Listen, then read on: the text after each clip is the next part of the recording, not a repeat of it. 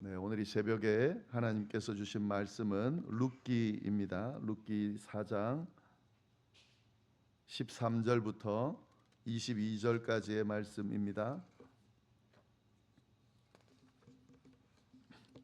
제가 가지고 있는 성경으로 구약 성경 407페이지에 있습니다. 룻기 4장 13절부터 22절까지의 말씀 함께 교독하도록 하겠습니다. 이에 보아스가 룻을 맞이하여 아내로 삼고 그에게 들어갔더니 여호와께서 그에게 임신하게 하심으로 그가 아들을 낳은지라. 찬송할지로다. 여호와께서 오늘 내게 기업 물을 자가 없게 하지 아니하셨도다. 이 아이의 이름이 이스라엘 중에 유명하게 되기를 원하노라. 이는 내 생명의 회복자이며 내 노년의 봉양자라. 곧 너를 사랑하며 일곱 아들보다 귀한 내 며느리가 낳은 자로다 하니라. 나오미가 아기를 받아 그의 양육자가 되니 그의 이웃 여인들이 그에게 이름을 지어주되 나오미에게 아들이 태어났다 하여 그의 이름을 오벳이라 하였는데 그는 다윗의 아버지인 이새의 아버지였더라. 게보는 이라니라. 베레스는 헤스론을 낳고 헤스론은 람을 낳고 람은 암미나답을 낳았고 암미나답은 나손을 낳았고 나손은 살몬을 낳았고 살몬은 보아스를 낳았고 보아스는 오벳을 낳았고 오벳은 이새를 낳고 이새는 다윗을 낳았더라. 아멘. 네, 말씀 오늘 룻기 말씀 보시면은 마지막 부분이죠. 저희가 쭉 새벽기도 때마다 이 말씀을 쭉 함께 나눴습니다. 이제 마지막 부분에 대한 말씀을 함께 나누게 될 텐데 룻기 시작할 때의 분위기를 우리가 생각해 보면 이 지금 마지막 부분은 완전히 다른 결론이 나오고 있다는 것을 볼 수가 있습니다. 시작 부분에서 나오미만 놓고 본다면 모압 지방으로 이주해서 모든 것을 다 잃고 고향으로 빈손으로 돌아왔는데 그런 나오미가 지금 이 결론적인 걸 보면 큰 축복으로 마무리된다는 것을 알 수가 있습니다. 나오미가 고향에 돌아왔을 때에 나오미란 이름은 기쁨이라는 의미거든요. 근데 기쁨이라는 의미의 나오미라는 말을 쓰지 말아라. 내 지금 처지가 그 이름을 쓸만한 처지가 아니다. 그래서 마라라고 불러달라고 했습니다. 이 마라는 쓰다라는 의미죠. 그 정도의 상황이었습니다. 근데 이 마지막을 보면 완전히 뒤집어진 그런 결론을 보게 됩니다. 빈손으로 왔는데 지금 뭐 가득 차 있죠. 완전히 기쁨이라고 하는 이름에 걸맞는 그 며느리와 함께 손주도 생기고 하는 그 과정이 완전히 그런 어떤 회복되는 그런 과정 가운데 있습니다. 그리고 이 아이가 태어났다 정도가 아니죠. 손주를 안았다 정도가 아니죠. 그 손주가 나중에 어떻게 됩니까? 다윗의 조상이 되고 더 나아가서는 메시아인 예수 그리스도의 조상이 되는 그런 엄청난 결과를 낳게 된 거죠. 그러니까 이 과정을 봤을 때에 나오미가 얼마나 다른 삶의 결론을 얻게 됐는지를 잘 보여줍니다. 이런 결과가 어떻게 나타났는가?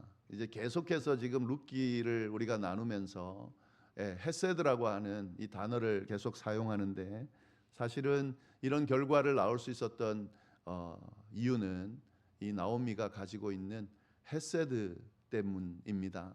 헤세드가 뭔지 쭉 설명을 드렸지만 오늘 다시 한번 좀 마무리하면서 좀 설명을 드리면 이 헤세드라는 것은 여러 구약에는 여러 모습으로 단어로 이렇게 번역이 되어 있는데 인자 하나님의 성품을 표현하는 겁니다. 인자하다라고 할 때 또 인애하다라고 할 때 자애롭다라는 거 또 아니면 선대하다 선하게 대하다 이런 단어들로 그렇게 번역이 되는 그런 단어인데요. 이게 뭐냐면 하나님의 사랑입니다. 사랑인데 그냥 사랑이 아니고 변함없는 사랑, 너그러운 사랑, 상대방을 먼저 생각하는 사랑, 자비 뭐 이런 의미가 헤세드입니다.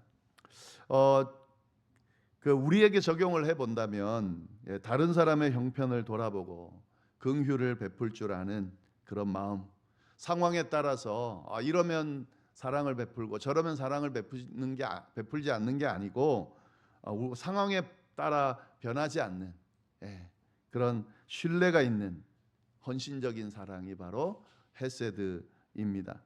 이 룻기에 헤세드가 쭉 나오죠. 나오미가 베푼 헤세드는 뭐냐면 사실 그 며느리들을 어떤 면에서는 소유물인데도 불구하고 그들의 미래를 먼저 생각하고 그들에게 자유를 허락하는 그 헤세드이죠. 나오미의 헤세드입니다. 그리고 룻을 바라보면서 어떻게든 자기랑 떨어져서 그가 미래에 좀 잘 살았으면 하는 마음으로 그 기회들을 자꾸 제공해 주는 그게 바로 헤세드죠. 이게 나오미의 헤세드입니다. 룻에게서도 헤세드가 보여주죠. 사실은 따르지 않아도 되거든요. 며느리로서의 그 어떤 그 역할이라고 하는 것, 책임이라고 하는 것이 사실은 뭐 이 룻처럼 할 필요는 없습니다. 그러나 그가 한 행동을 보면 나오미를 끝까지 책임지고 섬기려고 하는, 따르려고 하는 그런 모습, 그것이 바로 룻의 헤세드이죠. 그리고 보아스도 헤세드를 보여줬습니다. 이 보아스가 하는 행동을 보면 다른 사람을 배려하는, 룻만 배려하는 것이 아니라 나오미와 나오미의 모든 그 가족들, 또 그런 어떤 그 기업들을 다 배려하면서 그렇게 사랑을 베푸는, 인애를 베푸는 그런 모습을 보여줍니다. 그러니까 이 나오미의 헤세드, 룻의 헤세드, 보아스의 헤세드, 이것이 다 어우러져서 지금 결론이 어떻게 나죠?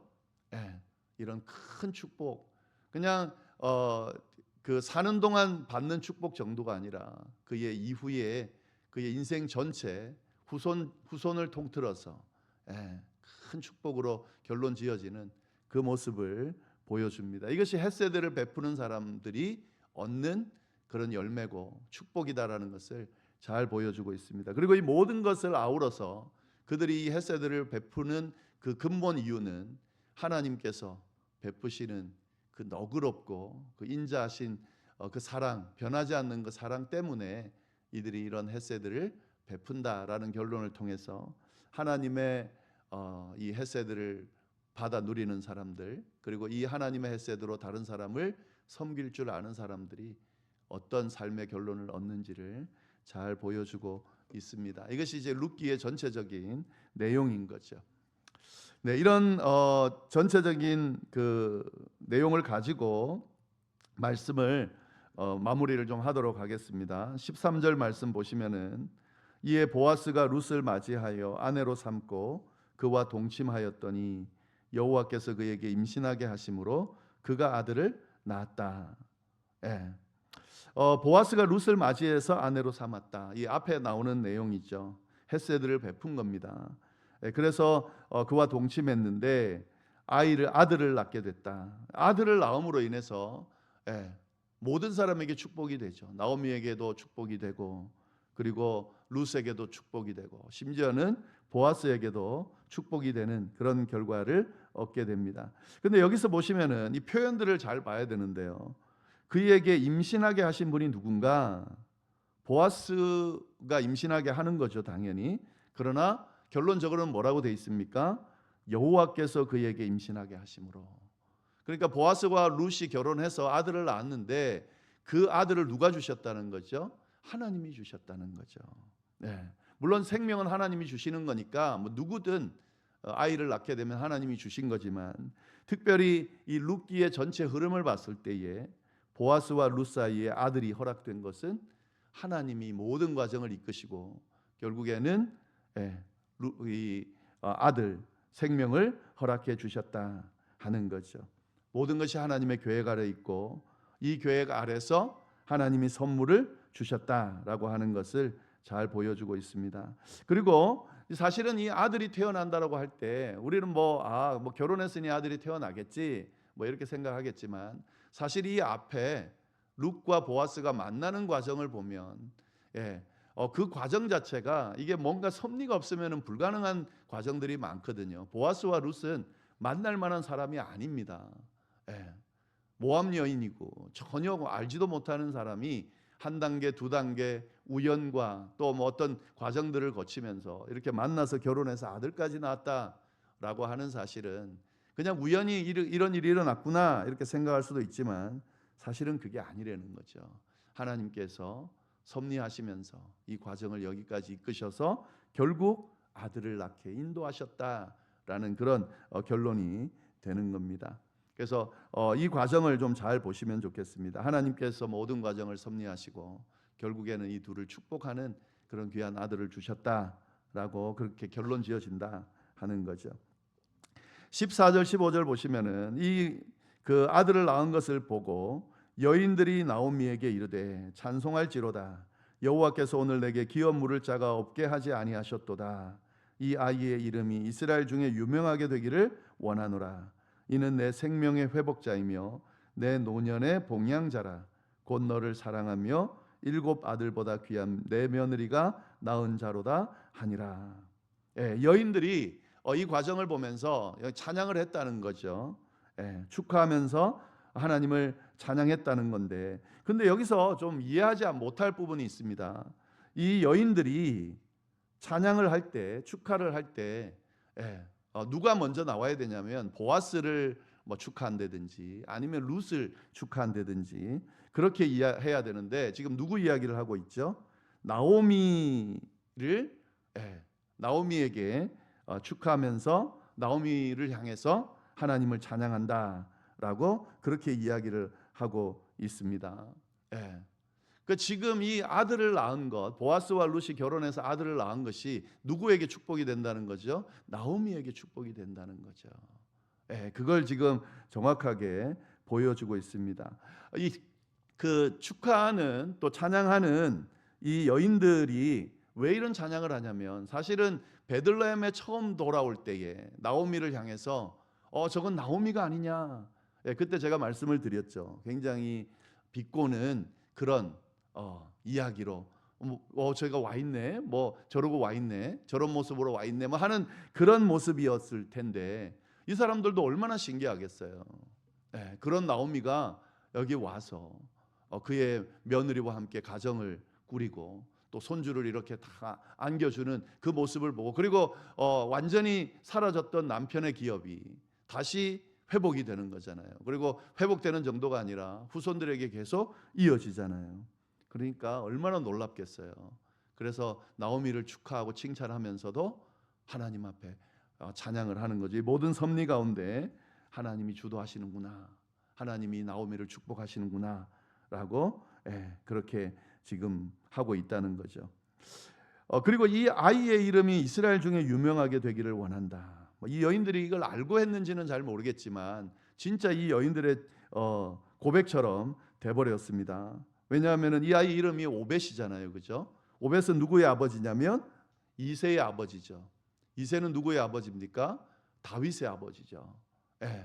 그러니까 지금 이 아이가 엄청난 대단한 축복을 가지고 오는 그런 아이라는 것을 아마 이 그 여인들이 뭐 알고 했는지는 모르지만 하나님께서 이들의 고백대로 그렇게 이루어졌다라는 것을 우리가 볼 수가 있습니다. 그리고 여기 또 하나 보시면은 7 아들보다 귀한 내 며느리. 며느리가 어느 정도 귀하냐면 7 아들보다 더 귀하다는 거죠. 여기 왜 7 아들이라 그러냐면 7이라는 것은 7이라는 것은 완전수를 말합니다. 그럼 7 아들을 낳았다라고 하는 것은 완전한 복을 받았다. 7 아들을 낳은 사람은 완전한 복 받은 사람이다. 이런 분위기가 있었어요. 그런데 그 완전한 복을 받은 아들보다 며느리가 어떻게 하다고요? 더 귀하다라고 이야기를 하고 있습니다. 그러니까 이방 여인인데 이 이방 여인이 받는 마지막 평가가 완전한 축복보다 더 완전한 그런 복덩어리가 됐다. 복덩어리다라고 그렇게 평가하고 있는 거죠. 결국 사실은 궁극적으로는 룻 때문에 나오미가 이 모든 축복을 받게 되는 거잖아요. 그것을 분명하게 이야기하고 있습니다. 이 과정을 보면서도 야, 이거 헤세드를 가진 사람이 진짜 복덩어리구나라는 생각을 하게 됩니다. 이 헤세드를 가지고 하나님의 사랑을 베푸는 한 사람이 어느 정도 영향을 미치냐면 주변을 복되게 하고 가정을 살리고 그리고 주변 사람들에게 크게 칭송받고 또 더 나아가서는 이런 그 메시아의 계보를 잇는 가문을 만드는 이 정도의 결론을 짓게 되는구나. 그러면 룻만 그런 건가? 그렇지 않습니다. 우리 하나님의 백성 그리스도인들은 다 하나님의 헤세드를 받은 사람들이고 또 하나님의 헤세드를 늘 누리고 있는 사람들이거든요. 그리고 이 헤세드를 다른 사람들에게 전하면서 살아야 될 책임 있는 사람들입니다. 또 그렇게 할 수밖에 없어요. 하나님의 사랑을 받은 사람들은 그 사랑으로 다른 사람을 사랑할 수밖에 없습니다.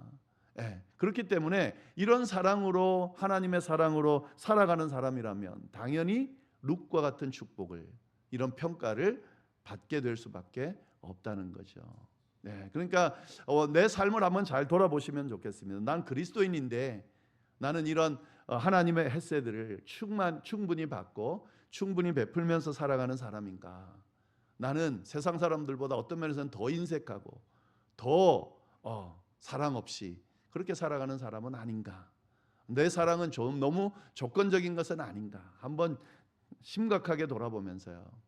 우리가 그런 사람이 아니라는 것을 좀 잘 보고 이 룻과 같은 또 나오미와 같은 보아스와 같은 그런 헤세드가 충만한 그런 사람들이 되면 좋겠습니다. 16절 17절 나오미가 이 아이를 받아 품에 품고 그의 양육자가 되니 그의 이웃 여인들이 그에게 이름을 지어 주되 나오미에게 아들이 태어났다 하여 그의 이름을 오벳이라 하였는데 그는 다윗의 아버지인 이새의 아버지였더라.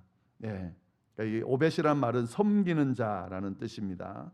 이 오벳을 안아 들고 딱 이렇게 축복하는 내용이 굉장히 드라마틱하죠. 이게 룻기 전체의 마지막 클라이막스인 결론에 이르는 모습이라고 그렇게 보시면 되겠습니다. 그리고 다윗의 아버지인 이새의 아버지였다. 이걸로 다 통하는 거죠. 이 아이가 얼마나 대단한 아이고 복받은 아이인지를 중요한 아이인지를 잘 이야기하고 있는 겁니다.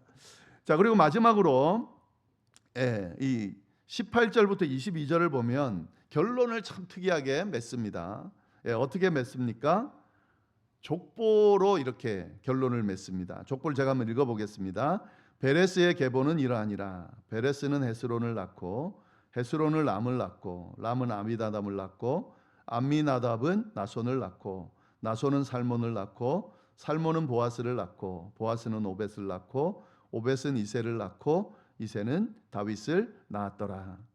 보아스와 룻이 오벳을 낳았다. 이게 끝나는 게 아니라 이 계보가 어디서부터 이어지냐면 사실 보니까 이 보아스가 위에 쭉 그 아브라함 이후에 그 후손의 계보를 잇는 그런 존재였다는 것을 소개하면서 이 아브라함을 통해 주신 하나님의 약속이 계속 이어지고 있었구나라는 것으로 결론을 맺고 있다 하는 거죠.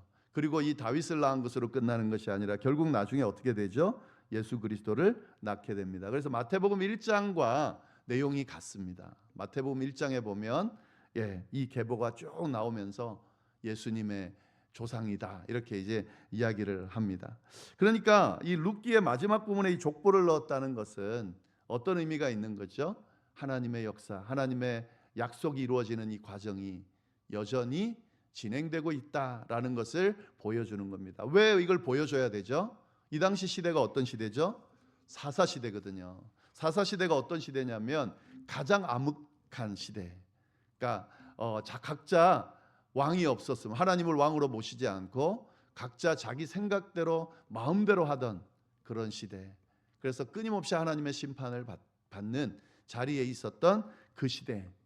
그 시대인데 이 룻기와 같은 일이 그 사사 시대에 일어나고 있었다라고 하는 거죠. 뭘 의미하는 거죠? 하나님의 역사는 그 암흑 시대 속에서도 여전히 변함없이 진행되고 있었고 하나님의 약속은 계속해서 이어지고 있었다라는 것을 보여주면서 이 룻기를 마감하고 있는 거죠. 이 룻기를 보는 독자들이 이걸 보면서 뭘 생각할 수 있습니까? 예, 암흑 같은 시대에도 우리가 이해할 수 없는 그런 시대에도 하나님의 역사는 여전히 진행되고 하나님의 약속은 멈추지 않고 계속된다라는 것을 보게 되겠죠. 마찬가지입니다. 오늘날 이해할 수 없는 일들이 많이 일어나죠. 우리가 뭐 이렇다 저렇다 사실 평가하면 안 되는 그런 일들이 일어나고 있습니다. 그럴 때 우리가 늘 염두에 둬야 되는 건 뭐냐면 이 가운데서도 하나님의 역사는 계속되고 있고 하나님의 약속은 계속 이어지고 있고, 예수 그리스도께서 오셔서 완전히 옳고 그름을 판단하실 때까지 하나님이 절대로 손 놓고 그냥 방관하지 않으시고 이 모든 천지 만물을 운행하고 계신다라는 사실을 믿고 우리는 어떻게 해야 되겠죠? 그 하나님의 역사가 공의가 온전히 드러나기를 바라면서 오늘 우리의 신앙을 지켜나가는 거죠. 하나님의 뜻을 분별하고 하나님의 뜻을 저버리지 않고 하나님의 뜻이 아닌 다른 허탄한 것, 세상적인 것에 휩쓸리지 않고 하나님의 온전하신 뜻만 쫓아가는 그런 신앙생활을 하면 되는 거죠. 오늘 말씀이 우리에게 이것을 분명하게 보여주고 있습니다. 네, 기도하겠습니다. 하나님 아버지, 참으로 감사를 드립니다. 주여, 룻기의 말씀을 통해서 정말 하나님께서 전하고자 하는 그 말씀을 저희에게 알려주셔서 참으로 감사를 드립니다. 이 귀한 말씀이 주신 이 귀한 은혜를 또 깨달음을 귀한 메시지를 우리가 기억하면서 우리에게 주어진 삶에 그렇게 적용하면서 하루하루 잘 살아갈 수 있도록 인도하여 주옵소서. 이어서 드리는 기도, 개인의 기도 또 중보의 기도 위에도 함께하여 주셔서 그 기도에 귀 기울이시는 하나님과 깊은 교제를 나누는 귀한 시간이 될 수 있도록 인도하여 주옵소서. 감사하며 예수님의 이름으로 기도드립니다. 아멘.